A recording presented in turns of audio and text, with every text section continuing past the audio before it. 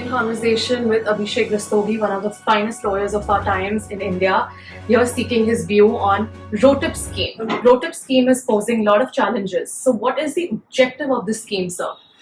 The objective of the RoDTeP scheme is absolutely clear, that any of these taxes which form part of the supply chain must be remitted, must come by way of a refund or must come by way of a concession to the Indian exporters. How it helps the Indian exporters is that our exports become very competitive, and when we compete in terms of the prices with the global economies, we are at par with these global economies. Fine answer, sir. Very well. How important is the Gujarat High Court order with respect to sugar exporters? See, as far as the Gujarat High Court order is concerned, the controversy was whether the restricted category of goods would get the benefit of the RoDTeP scheme. Now, when sugar is exported from India, it is not a restricted category because the export happens with some conditions. There are these quota related benefits which are given for exports, and hence what we argued before the Gujarat High Court was that when a product is capable of being exported, and even if that product is in the restricted category, that category cannot be treated as restricted and hence be denied the benefit.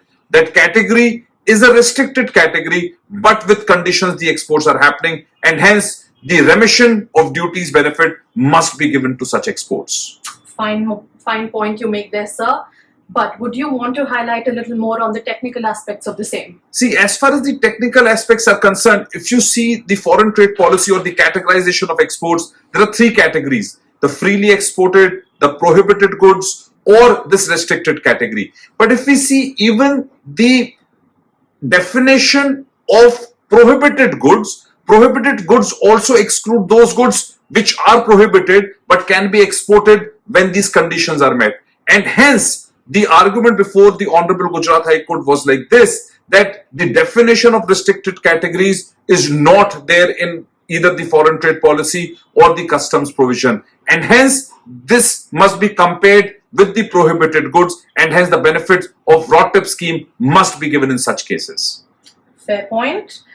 What do you think? Will it have wide implications on other sectors? Certainly, any category of exports which are now today under the restricted category will get the benefit of the RoDTeP scheme basis this decision. And we feel whether it is sugar or rice or any other product for that matter, there have been cases where these benefits are either denied or even the Indian exporters have ended up paying money back to the authorities. In those cases, writ court is the right remedy.